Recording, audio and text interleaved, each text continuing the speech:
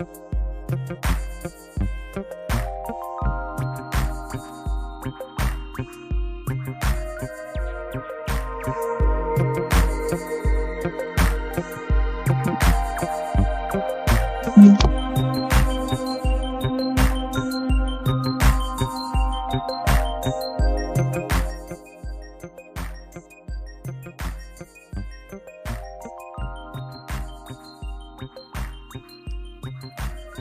right. Good evening, y'all. It's been a busy few weeks for everybody. Back here with Deontay Hollowell. Let me switch this out so he can be our main feature. And want to just get some updates from Deontay, but also we're going to go through the typical Sankofa topics. Where are you at, Deontay? Today? You asking me where I'm at today, man. Today I've been Washington, D.C., Nation's capital, up here as an attendee at the Coalition of Juvenile Justice, Coalition for Juvenile Justice Conference. This is my first time being at this particular conference, but it's a conference, national conference of people who are doing specific work in advocacy, legislation, policy regarding juveniles, and specifically how they're housed when they run afoul to the law. So, this is a pretty good conference so far. I just got here yesterday. The first day of the conference was basically today.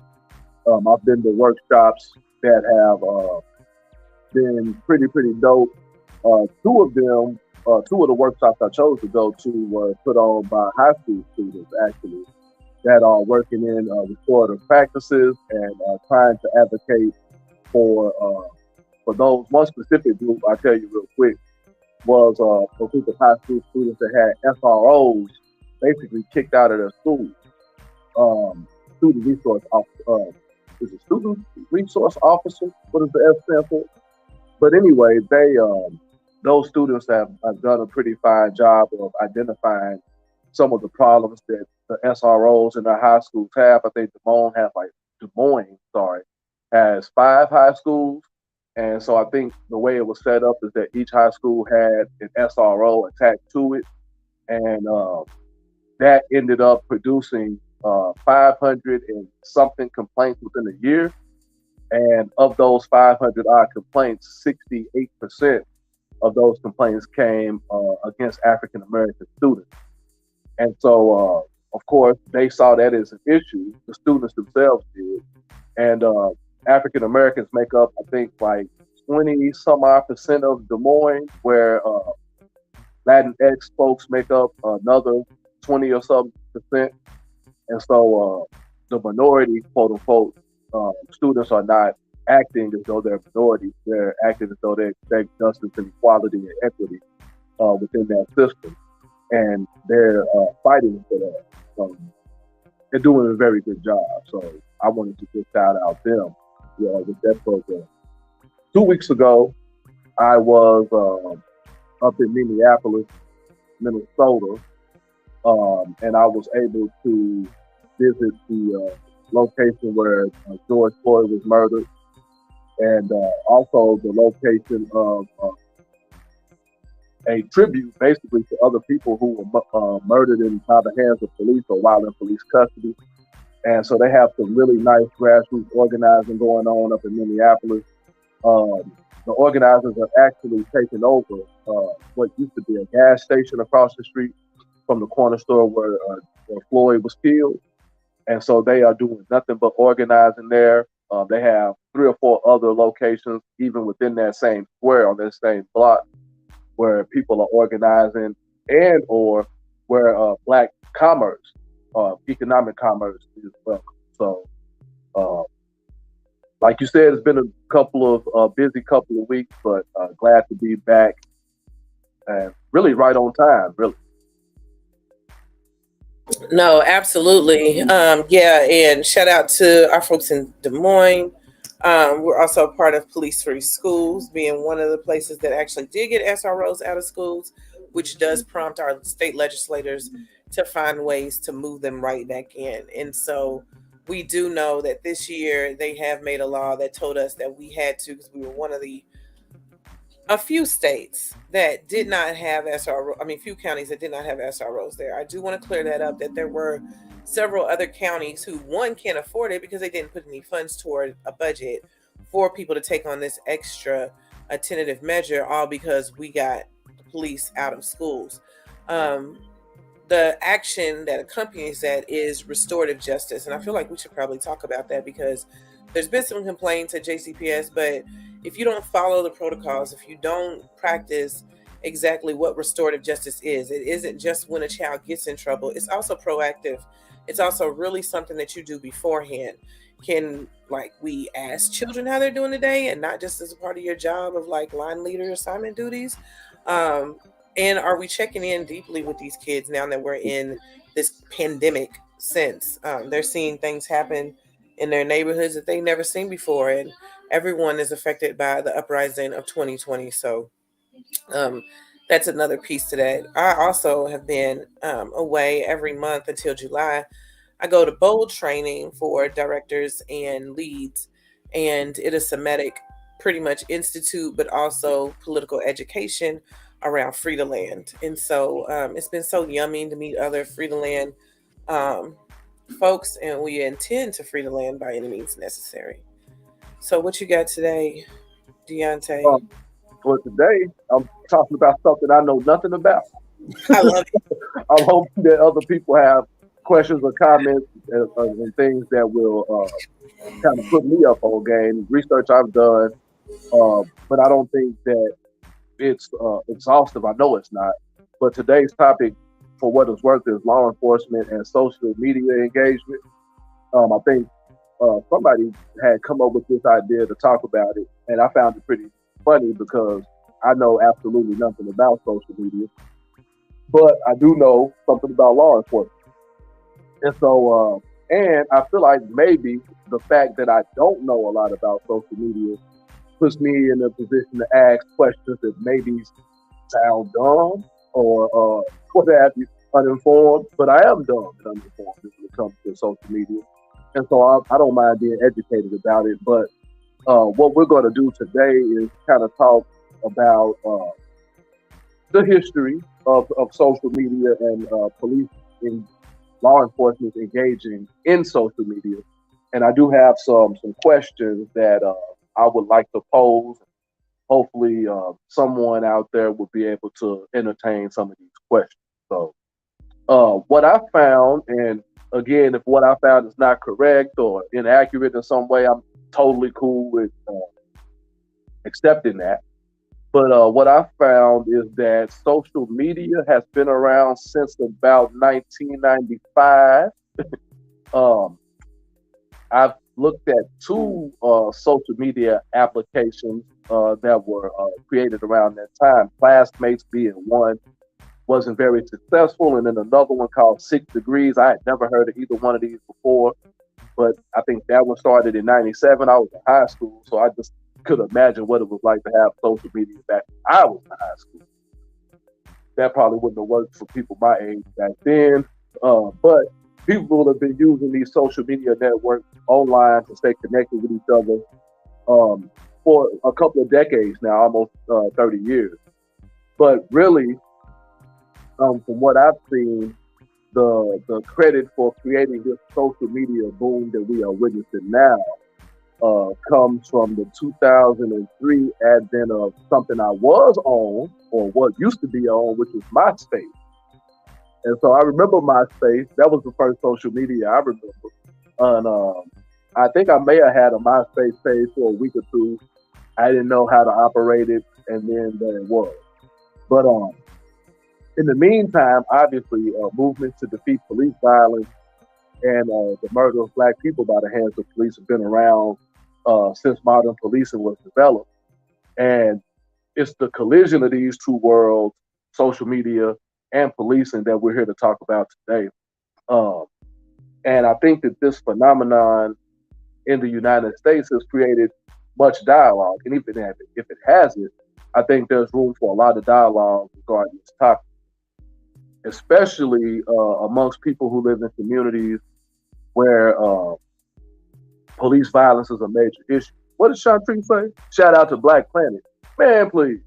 No, Black Planet. But I do remember Black Planet too, though. I would say something right now, but I ain't even go. Nope, I'm gonna keep it professional. For Black Planet, y'all know. That's all I can say about that. So this collision, of course, again, is something that I feel like should create dialogue. And when I can't even remember who it was that came up with the topic, when they said that, I was like, I guess I didn't even realize that, or had not ever paid attention to the possibility that police could be engaged in using social media not only to promote negative attitudes about communities, but also to investigate them for real. And so that's something that we have to discuss. So our topic of discussion will focus on police activity on social media. What do police say? What are they doing? How are they actually utilizing social media? That, along with the role of social media in grassroots activism against police violence. So, in other words, how are we, in turn, those activists or abolitionists or whatever we want to call ourselves today, how are we using social media uh, to strengthen our case against police violence? And then finally, solutions to relational issues that may occur on social media or as a result of social media. So when I say relational issues, I'm talking about beef, misunderstandings, conflict, problems that might occur based on policing and also being engaged in social media. So a couple of readings that I came across that I think people would find very helpful in this discussion are one of them called The New Walking Beat. It was published in 2015. Walking the new or the walk. What is it? I'm sorry. The New Walking Beat, police beat or whatever, walking beat. So that this basically engages the possibility that social media or police being on social media is similar to them walking the beat, finding out information. And the subtitle of that is a model assessment tool for using social media to enhance community policing. Yeah, because that's, I think a lot of folks misinterpret, and I'm glad that you said that. One of Deontay's pieces around why he dislikes um, social media is that it does too much digging and then it takes up a lot of time. Um, your phone is a smartphone for a reason because it takes up a lot of mini computer space. And in that mini computer space are a lot of different communication mechanisms. Those communication mechanisms not only speak to satellites so that you can have service or to other phones now that we can do like the little, I call it the DAP, pay at your commerce or whatever.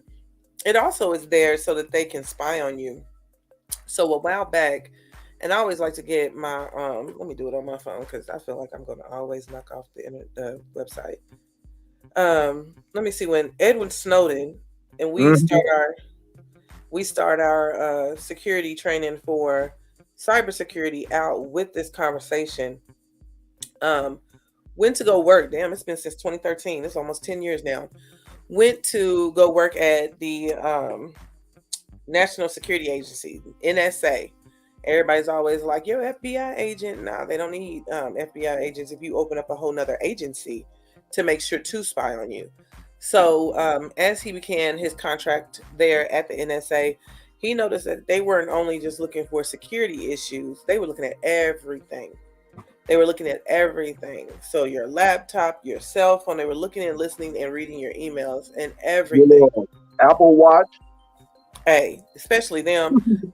Anything that has a location service on it, they were looking at those. So your little iPads, any your key adapters that like, hey, help me find my keys, especially those things that deal with GPS. So GPS is not only meaning the little navigational system, It is an entire science of GSI. Look, I took it in school, um, where it is a location service in science. And so that location service in science is to pinpoint your exact location using your technology.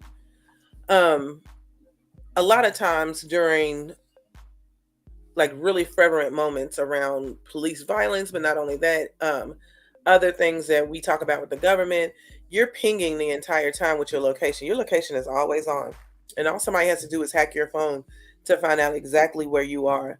Well, back then, we were really getting into, switching over to like social media. When we first started Facebook, we were still college students. We were sharing papers on Facebook and stuff. But as we start bringing in the public, the police realized that they can find folks who were committing crimes and other things. People are sharing loads of money, loads of drug, gang signs and stuff. And I don't mean to laugh at that, but it's the fact that people thought running it on Facebook was a great thing. And so they were able to track not only regular folks, some rappers, and other people in prominent areas, even white collar crimes, because they were uploading all these things to Facebook. So then they decide to create these trolls who would not only instigate, so that's what Deontay is talking about. He definitely is not on any social media. That's what we joke about all the time. And they are able to acerbate a conversation to entice people to talk about things.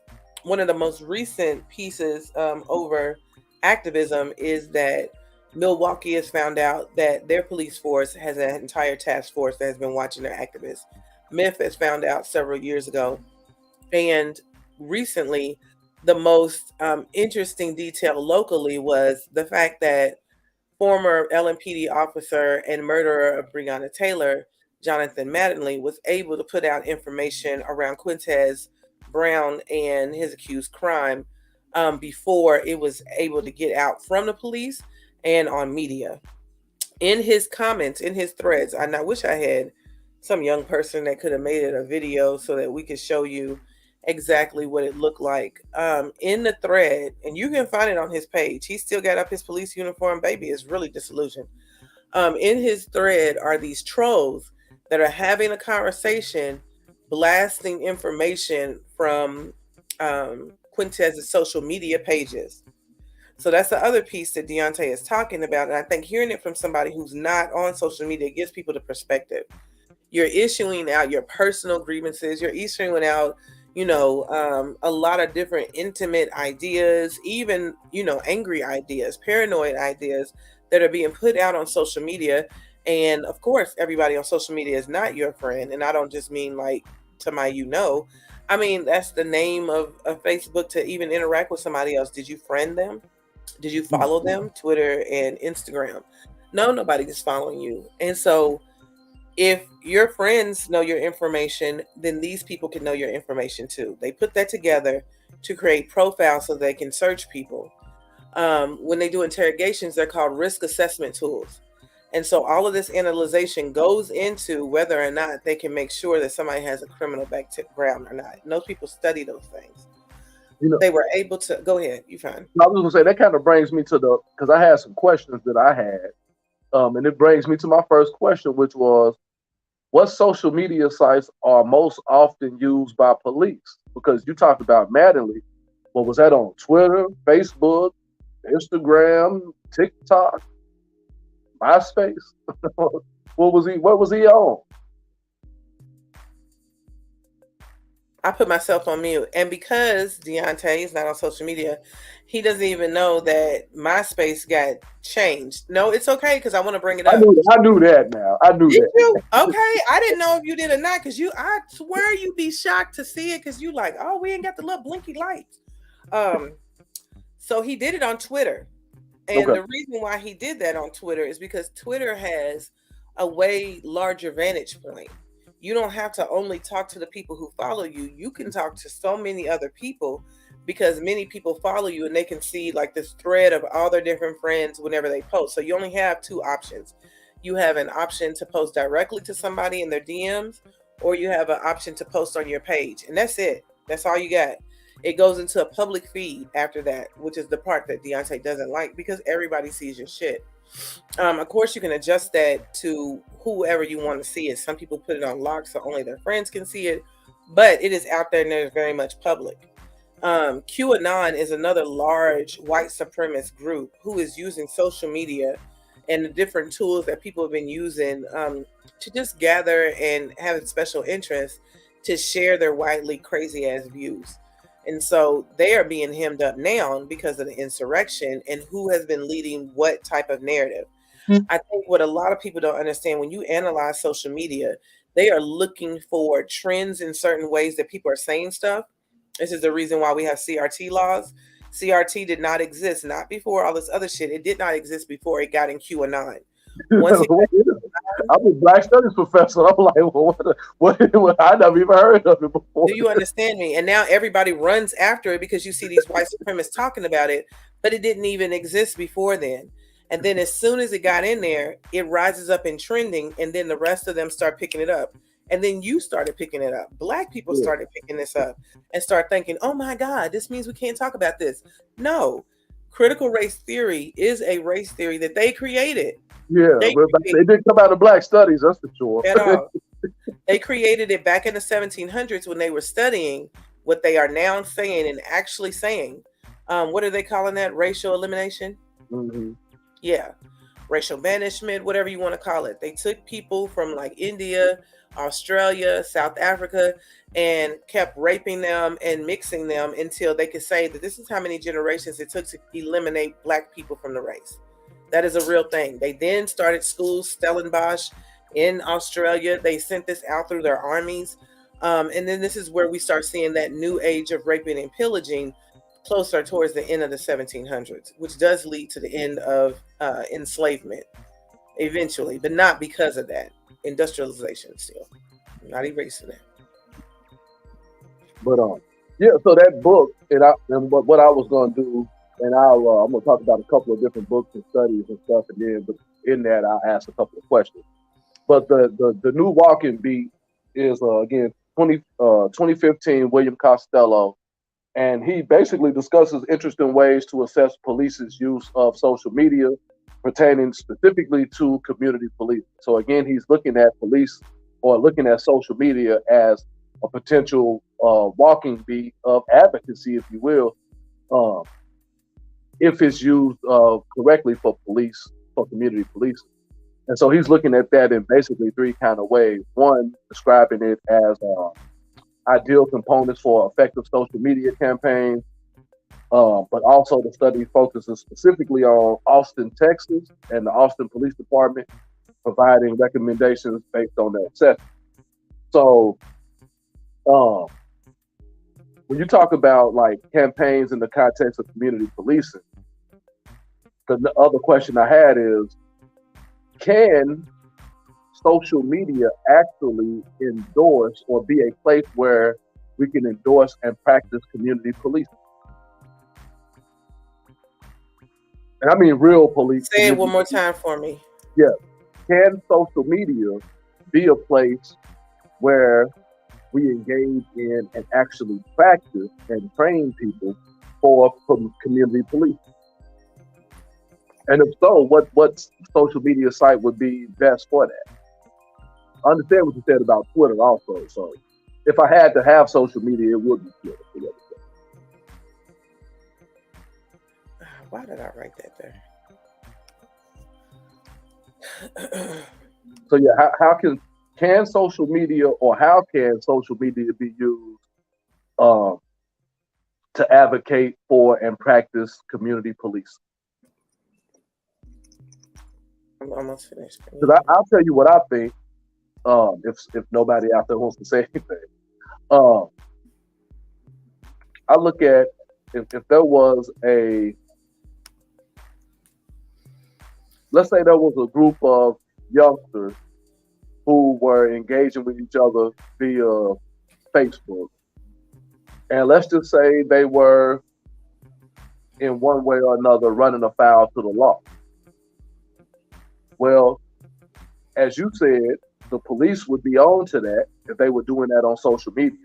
Now, whether or not they engage in it or whatever, but they would have access to those records or whatever. But what they choose to do with those records is kind of up to them. And so if you are caught doing something quote unquote illegal on social media, the police could, I guess, investigate you, arrest you, or whatever, or they could engage in community policing tactics that might would curb your criminality, so to speak. I don't know. Am I way off base there? Actually, no, you're actually doing what they do. I wish that you slightly were on. Oh, Jackson Cruz said something. I'm going to post your comment, Jackson. Um, because they have added, and what was so crazy in my memories was a post that they did where they had a form for drug dealers to out their competition, Snitch. make it basically. That's what it sounds like to me. And it's not so much that snitching is bad, it is just the type of way that they wanted to do it, but also making it very dangerous without thinking about the resources that are going to be lost for the community. And I know people are like, well, drug dealing isn't good. But if you ignore drug dealing, then you don't see the other side of drug dealing that actually takes care of people and that actually feeds people and helps people get housed.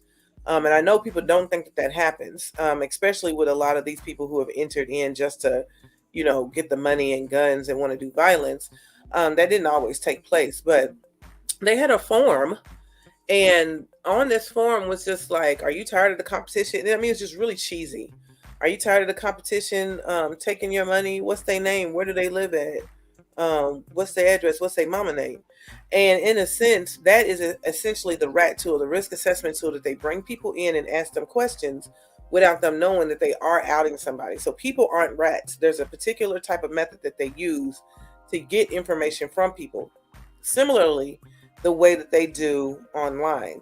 So they're acting as trolls and they're pushing you in the conversation. And we know trolls say the dumbest thing.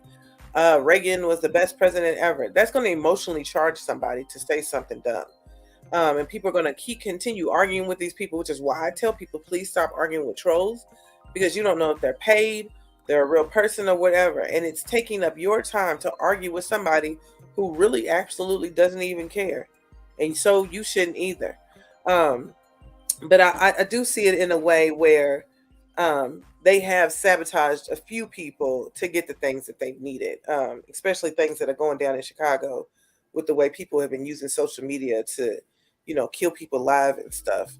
And so I'm just like, where did this scope even come from to think, oh, I need to get on here and show this murder live, and have those things going. And so now the police are using that as like, oh, they do it, so we do it. But no, we know, bitch, y'all did it first. That part. They did it before we even had the internet. But there's another book. But I got to ask this question, man. I know probably people gonna get mad at me, man. But I got to ask it because I'm make sure I understand. So a troll is a person that intentionally says something to get you riled up, good or bad, right? Mostly bad, I would guess. But if I'm not friends with that person, like I used to be on Facebook, so if I'm not friends with that person, how would I ever see their troll? Public post.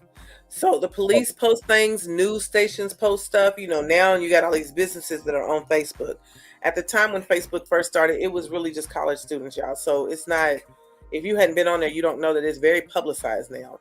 A lot of commercials, a lot of shit. Even the celebrities were our friends then. You were actually friends with a celebrity before they had these celebrity pages. And now they have a different scope called a page. So a business or a public entity can have a page, and all of their comments are public. And so regardless if you're friends with them or not, you see everybody's comments if they comment on the post. Okay, that's it. There's another book, Chanel, called it's a blog actually called Next Gen E-Discovery Law and Tech Blog. And what it is Next Gen. Next Gen E-Discovery Law and Tech Blog. And it assesses 5 case studies of social media evidence used in criminal investigation. Now, they claim that 83% of law enforcement personnel use social media to investigate or conduct investigations. That's a lot. And they also use it to identify, detect, and solve crime. And this is according to a survey done by LexisNexis of more than 1,200 law enforcement professionals. The blog also talks about, again, those five case studies. One, I'll just give you an example of one, which was Bradley versus the state of Texas. And in this case, social media was used to identify suspects and witnesses, uh, suspects and or witness as the victim of an armed robbery. So, in other words, a witness of an armed robbery ID'd as a felon through Facebook photos, and that person was convicted. Another case, Hoffman versus the state of, I think, Illinois, maybe, where an 18-year-old female was convicted of vehicular manslaughter. Her sentence was enhanced with some MySpace photos showed her drinking and glorifying alcohol. U.S. versus Anderson, a pedophile was using Facebook to identify and lure his victim. People versus Mincy, defendants convicted of sex offenses use social media sites violating their probation. And then U.S. versus Collins, where anonymous hacker groups use Twitter to communicate and coordinate attacks. So I bring all of those cases up because they kind of exemplify the various uses of social media by law enforcement agents. And again, all of those are just used to determine life for us, used to investigate and deter us.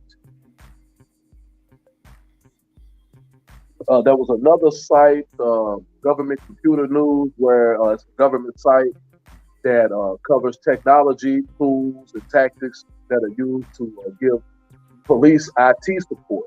And so, again, this is just another entity of this that I hadn't thought about before, where police, I'm sure, are as green as I am on social media, but they need support in order to engage in whatever they're going to do on social media.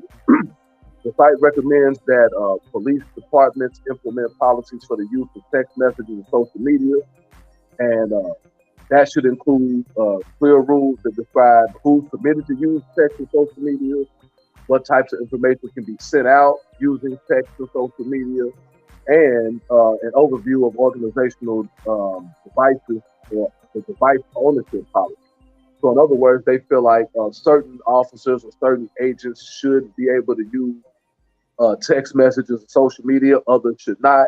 Certain types of investigations should be launched using traditional means. And then it also talks about which apps or channels should and should not be used. So that brings me to another question. Are there some social media sites that should ban police from posting? From posting or disengaging, period? Yeah, yeah. And if so, why?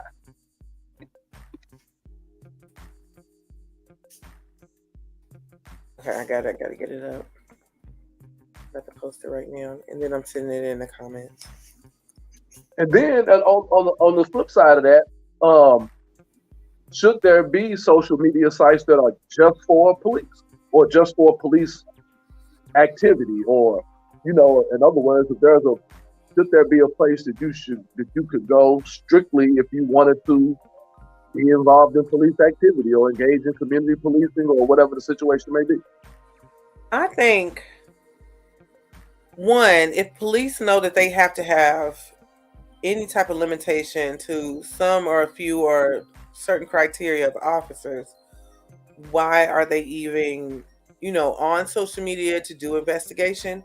Because at the local law enforcement, that really should be a waste of funds when the FBI and the CIA and other agencies, including NSA, are already doing those things. They already have the fucking funding for it and they're already doing it. What do our local agencies need to find out that, like, suppose you're in like a rural town, you really are going to find much more out. You just go down to what? the town burger joint or whatever. It's always old men there drinking coffee and shit. You talking Or about Frozen Hoptown? hey, right? But they are no longer open late night. I don't know why, but they are. Mhm.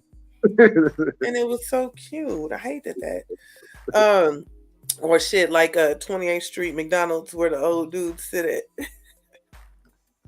Oh, Um, but you're gonna have an easier way to find out those things that way because the type of crimes that take place on social media are already looked at as like cyber crimes. That's just self-explanatory. What is happening is I believe the policing, the same way that policing happens in communities and neighborhoods, are still being guided and molded by the police. So the type of things that they're seeing, of course, they're going to see them on social media because they're guiding them. They are creating them, and we can't say that that's not true because they have used social media to entice people to meet them in different places. We know that undercovers are going to use whatever tools that their case needs to use. And they have their trolls. And their trolls, just like I said, sent that information to, or somebody sent that information to Jonathan Mattingly, and then they were able to then once it was out disperse more information, creating this dissonance around what is taking place in any certain case, and creating new narratives. So you can add a different narrative to the case that may not be there before if you see it online. And I just think that that is totally false because it's social media. It should not be taken as like this true for all. that's a And good. just because the news is on here and certain organizations are able to post things, we still have to be able to do the due diligence, like what Deontay says. Hold on, Jonathan Jackson has something else. I feel like social media is in coordination with law enforcement, government in general. They are very biased and push the rights narratives in any way they can. Absolutely, which made me think about like how they were taking Zuckerberg to town. You know, there were a lot of things that they had inside information on, and that Zuckerberg confirmed. And once you go public, you have to legally address and adhere to the laws that are made around the markets. That brings up two questions for me. Mm, One, going back to the troll situation. So they could use a CI as a troll. mhm. If it's an agent, Who an would fall agent for can that do though? anything that they need to do to complete the crime. I mean, to complete the crime, to complete and find their person. Wow, I can only imagine what that looks like. But the other question I had, the more serious question is, um, I was trying to identify like an app like that would be like a social media app for organized. What Hmm. they thought about was how like 3 or 4 years ago they came up with an app for people who didn't have homes, for people who were living in the streets, and I forget what the app was called. But if you needed anything in regard to that, get on the app, put your information in there. Of course, then people would service you or whatever the situation may be. Um, how possible is such an app for to try to quell police violence? Like for instance, okay, something happened to you with the police. I hit up this app, I get on this app and say, man, these police just beat the hell out of me. Or they just chase me down the street. But it's not the police that you're hitting up. It's some other organized entity that says, okay, we got you, Mr. Jones. We're gonna be right there, kind of like the Panthers were following police vehicles or something. I don't know. No, absolutely. And so those crews are now called Cop Watch. Yeah, I know yeah, you know yeah, yeah, that yeah, yeah, yeah, Cop Watch. yeah. Yeah, I forgot about Um, that. no, it's okay. Shit, you done been everywhere and moved. I can't even believe we got the brain power to Yeah. even do this. Helpbody's been around for a minute too. Hey, Cop Watch has been around since forever. The original motherfucking Cop Watcher was Ida B. Wells. Let's not Mm-hmm. forget that Ida B. Wells made it her duty and her mission. Also went to school at Simmons here in Louisville to document every ounce of police terrorism, but also the way that they negated fighting for people and the folks who would lynch people. So she made sure she announced lynching as it happens, which then led the NAACP to actually start waving that banner when somebody got lynched in the U.S. And that came from the head NAACP office. But I'm anyway, teaching the whole class on Ida B. Wells not next year, but the year after. Whole oh class. man, damn. Yep. I'm writing it as we speak. Might not want to go to school then. No, I'm just playing. Yeah. But yes, he's at Spalding, so take that class because Ida B. Wells is going to blow your mind. I think what we do is commercialize our ancestors, and especially those that have been in this Black liberation movement for a long time. Ida B. Wells is a Black liberationist and believed totally in abolition. And that goes back all the way to Richard Allen in the early 1700s, which I need to talk to you about. Maybe we doing a show on that. But all I Yeah, got to you do is know, tell you him be the date. Methodist. Hey, feel me? Said, Look, told you he knew. He knew. I knew he knew.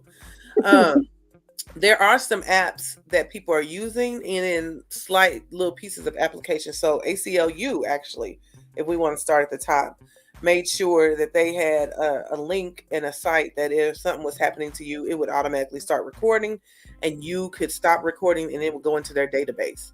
There were a few issues with that, as always with tech, but it is simply the same case with New Age cop watching, where, yes, what he speaks about is cop watching in the 60s, where the Black Panthers were like, get your ass there. Yeah. Keep your ass still because you need to watch. You can't watch and be hollering and cussing at the police and you ain't saying nothing anyway. I just want to let y'all know when you are being recorded while somebody is having an altercation, you are interfering with that process. And I'm not talking about the police's process. I'm talking about the process to being a witness. Everybody can't take in everything that they're hearing, everything that they're seeing, or what is being said by somebody else if somebody else is acting a fool and agitating the situation. Actually, one of our elders, Buster Coleman, Dr. Lewis Coleman, used to do that and would try to detail people, not to interrupt, so that we could actually hear what is going on. We do that in Cop Watch because we want to be able to watch any type of injustices that take place. They can do whatever if you start hollering, and now you have, start moving that focus away from what is actually taking place and over to there. Also, in Cop Watch, you need to stay there for as long as you can until it is done. It may take a long time, it may not, but you're doing justice work. If you are recording, make sure that you have everything in frame so that you can see either cars coming or cars going. You don't need to be all up in the business because you don't need to be arrested. And I think that is the goal to any of this work, is to not be arrested. We do not need to end up in the jail that we are trying to close down. That's just crazy. But they have made some sites where you can use that. I think the only issue is the server size of what it takes to hold all that data. That would be interesting for a tech person to be able to describe. There's a Janetta says report it to a certain group, then have someone do write that word out for me because I'm having COVID bang. A FOIA, just what we call that word, FOIA. A FOIA request for all info regarding that incident to review. The FOIA is a request for open record search, but I'm going to have somebody send me the entire name of what the FOIA is. If somebody can do that soon, please.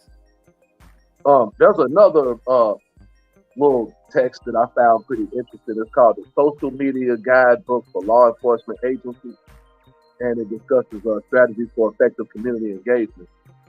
They analyzed 280 tweets from police agencies in the year 2017 and found that 36% of those tweets were about public relations and recruitment, while only 9% of those tweets were responding to constituent complaints if a constituent put something out there on social media.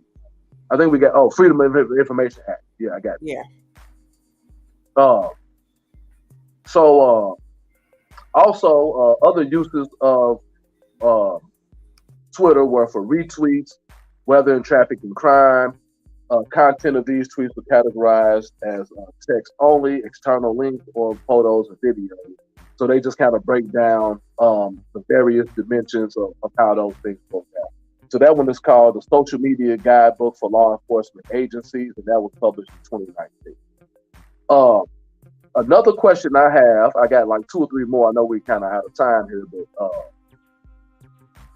what are the potential harms or benefits to engaging with police on social media? So I just read the stat where only 9% of tweets that were trying to engage with police were even responded to. But what are the potential benefits and or harms of civilians, so to speak, or even activists, more specifically, engaging with police on social media? Should we just not do it at all, or should we do it more?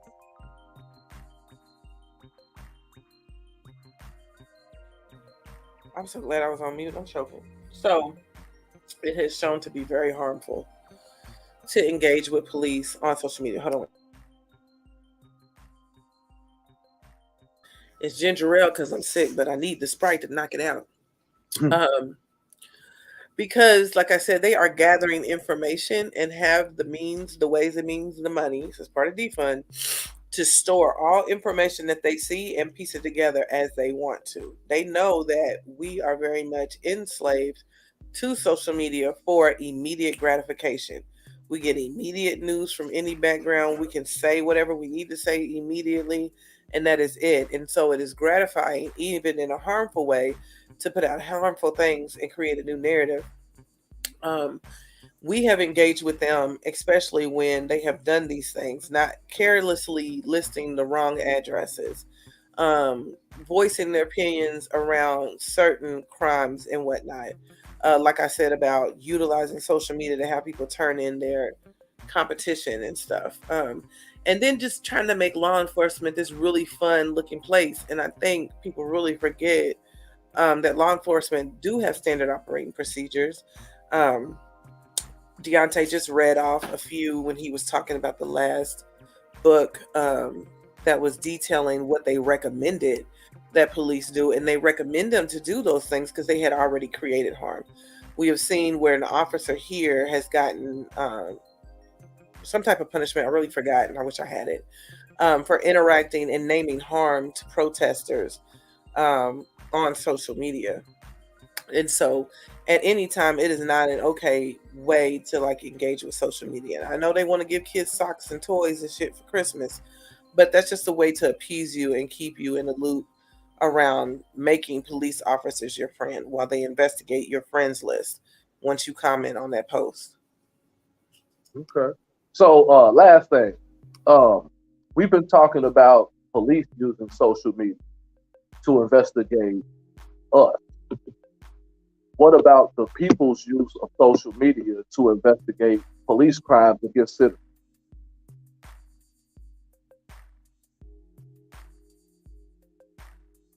Yeah. What about the use of social media in investigating police crimes against citizens?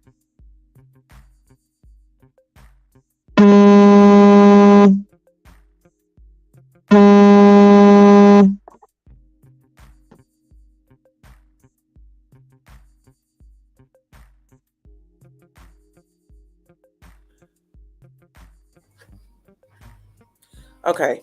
So I think we've seen this mostly in this iteration of the movement because this entire iteration of the movement. Hold on, so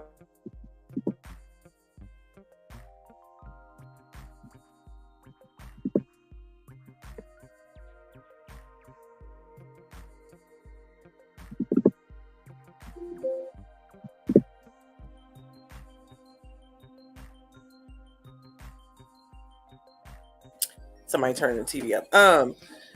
We have seen where the entire hashtag of Black Lives Matter comes from three friends who take and do social justice work in California. And as one person describes their disgruntledness around what took place around, what's that boy's name? Trayvon Martin. She says Black Lives Matter, and then her friend takes it and hashtags it.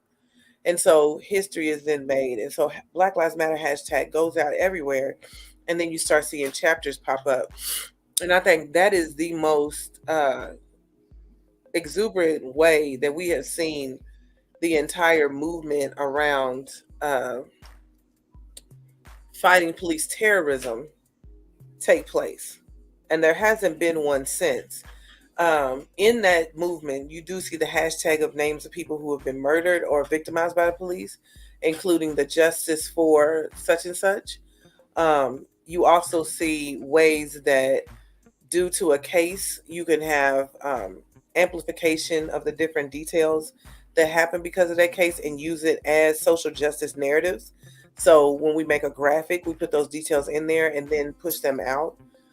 We also see like the engagement that has taken place on social media now that we have these live stream videos, but also Twitter being really rapid and in time, having town halls with folks who are just tweeting and displaying that. So we watch an entire movement be created from that space and continue to grow, regardless of all these white slanders around whether or not we get money or whatever. My whole thing is like, ain't nobody ever investigated whether or not these large grass tops actually use the money that they're supposed to be using for. And I don't question the properties that they buy.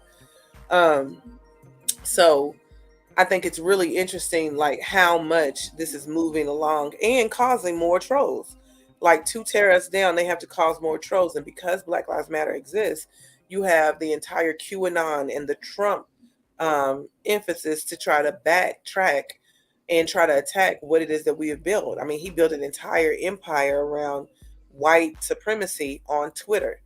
Um, what I also see, not that I'm only needing to talk about Black Lives Matter, let's remember that like Occupy began as an action once it started showing on social media. I mean, you had tens of thousands of people in the streets that day with an impromptu surprise protest, which is where we get a lot of that from in the modern era of like the social justice work. And I mean, they organized people around the world. Occupy Hong Kong, Occupy Canada, Occupy Brazil, you know, like all these different places where people hope for socialism takes place, and you create a multi-fashioned uprising. Not that Occupy doesn't exist anymore, like movements don't just die, right? They grow into something else. And so we have seen people from Occupy move into different factions.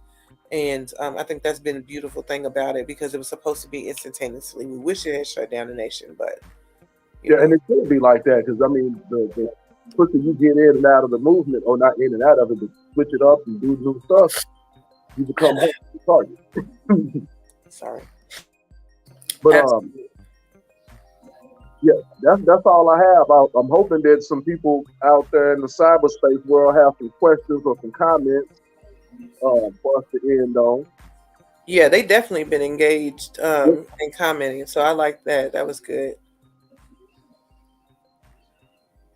And we do have the readings and some syllabus stuff. So if you all like that, please, because I've seen a lot of people ask for information the last time.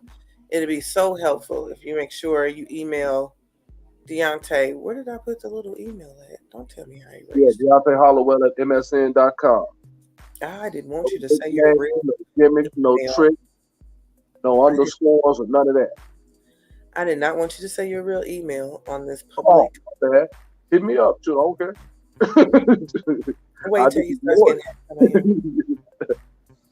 But yeah, I Okay. do need to make Sankofa sure. No, Series this has on a there. gimmicks there? It's on there. Okay, that's clean Yeah, right it's there. on there. Good. And also, you know, if you want to come on, let us know so we can get you scheduled in here. Deontay was born for this. It's his thing. And of course, all year round, I don't think a lot of people understand this about a lot of professors, but they have to gravitate and go get the information that they teach about. And that is definitely something he built his own major. I think he's one of the only people that has. So yeah. From now on up. Thanks, Jackson. I'm so glad you were able to join and input too. You know, thank you so much. Yeah. All right. All Email right, I us.